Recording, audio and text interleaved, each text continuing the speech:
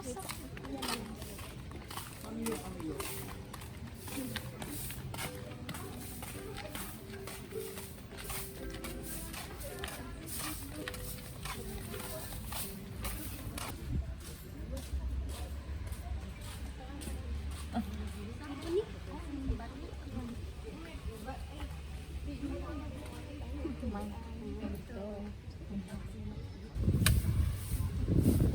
wait lang.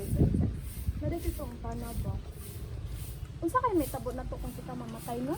Oh, malangit ba katano? Tinuod bagahan ang purgatory? Nya na lang na. Managkot sa to eh.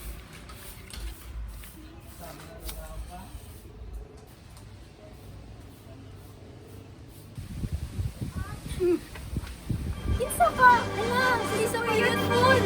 Inyong pangutana, ako tubagod. Aron matubag ang inyong pangutana, tara, kuyog ta. Sumala sa mga Kristiyano, adunay katapusan nga paghukom sa atong mga kalag.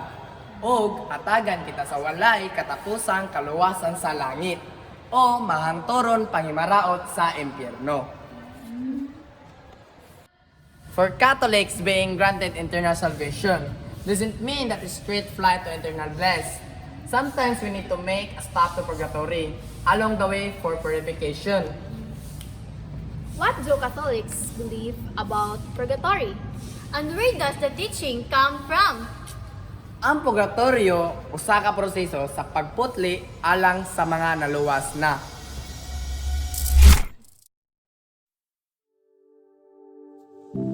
According to the Catechism of the Catholic Church, all who die in God's grace and friendship, but still imperfectly purified, are indeed assured of their eternal salvation.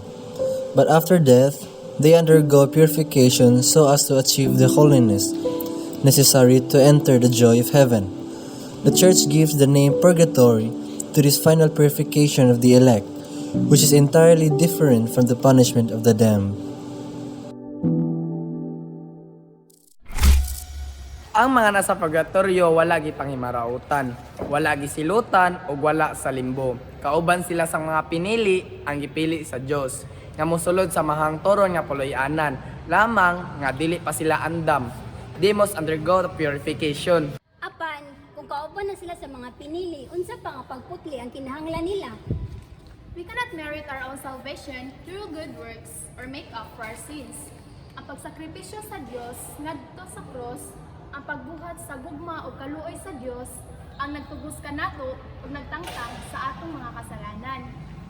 Kadtong nangamatay sa grasya sa Dios o giisip nga iyang mga higala walay kasalanan. Nagigabalak-an apan dili kini napasabot nga sila hingpit nga andam nga mosulod sa gingarian. While our mortal sins may be forgiven, Catholics acknowledge that we may still have minor faults, weak consciences, underdeveloped wills, and impure hearts that still need refining.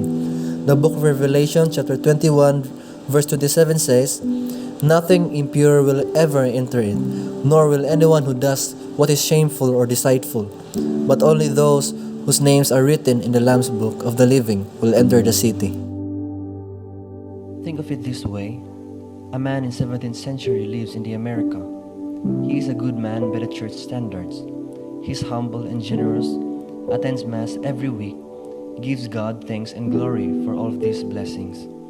He has no mortal sins, and God deems him fit for the kingdom. There is just one problem. A product of his day, he owns slaves and views black people as inferior to himself, given when he lived and what was normal on his days. Can we really expect him to have not had these opinions? Probably not. The church even allowed slavery during his days.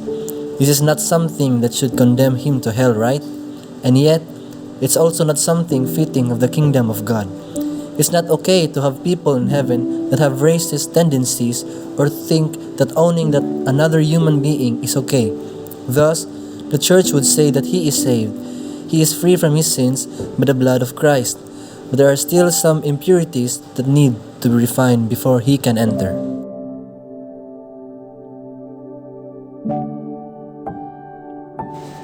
The church speaks throughout history of the purifying fire of purgatory, like that of a metal refinery.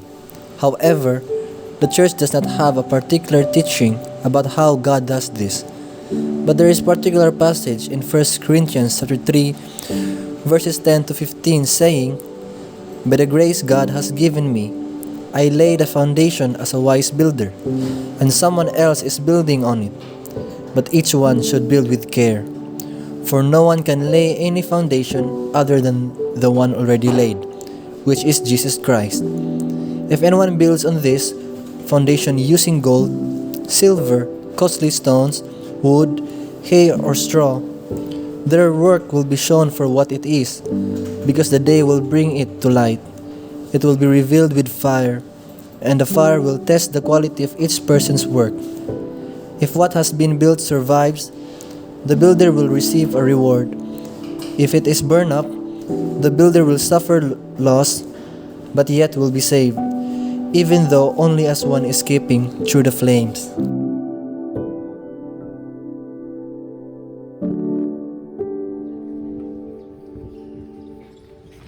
Mahimo kining maghatag kanato og usa ka timailhan of what purgatory is like. Ang sukaran sa atong pagtuo sa purgatoryo mobalik bisan sa wala pa ang panahon ni Jesus. Mahimo nato kining makit-an sa libro 2 Maccabees.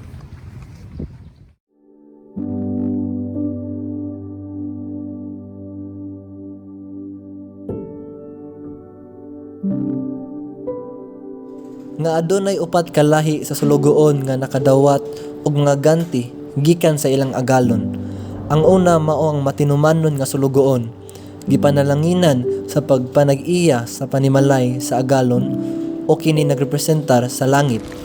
Ang kaduha mao ang dautan nga sulugoon, gisilutan pinaagi sa pagpikas sa duha o gibutang sa dili matinumanon o kini nagrepresentar sa impyerno.